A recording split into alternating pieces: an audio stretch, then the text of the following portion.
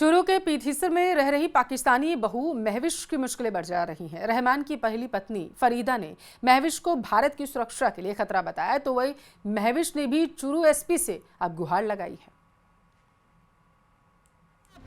महविश जाएगी सीमा पार, दूर होगा रहमान, जाना होगा पाकिस्तान। महविश की गुहार, भारत से है प्यार।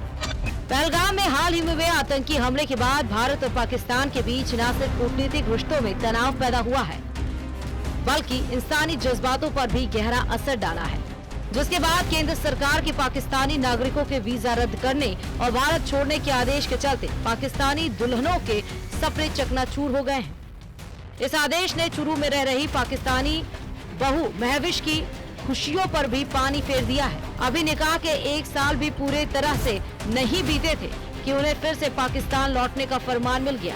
जिस तरह से पाकिस्तानी नागरिक भारत छोड़ रहे हैं, उससे महविश भी टेंशन में है, क्योंकि उसे अभी तक भारतीय नागरिकता नहीं मिली। वो जुलाई 2024 से अपनी ससुराल में रह रही है।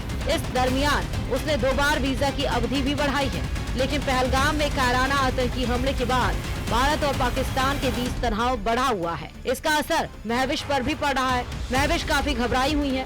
पाकिस्तान जाने की बात पर सरकार से गुहार लगा रही।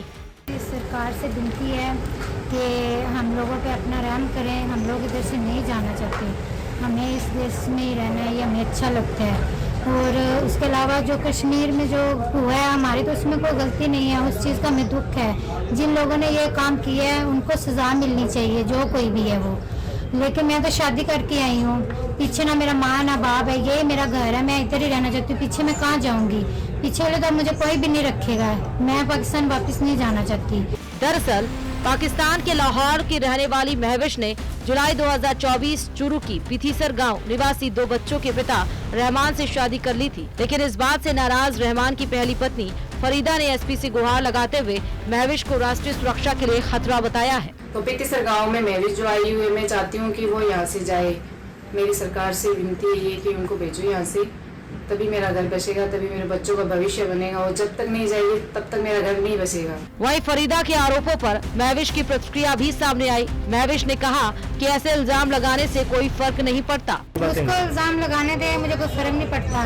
भारत सरकार को तो पता है ना, जिन्होंने मुझे वीजा दिया है, जिन्होंने मुझे परमिशन दी रहने की, उन लोगों को पता है। आवाम को क्या पता होगा मैं किस तरीके से रह रही, किस तरीके से नहीं।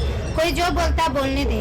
वैसे भी वो बोलना चाह रही है कि भी इसको निकालने यहाँ से। मैं कोई इस तरह तो बैठी नहीं हूँ, शादी करके आई हूँ। अब देखना होगा कि महविश पर क्या फैसला होगा। इस पर कुछ नहीं कहा जा सकता, लेकिन महविश की धड़कनें बढ़ी जरूर हुई हैं।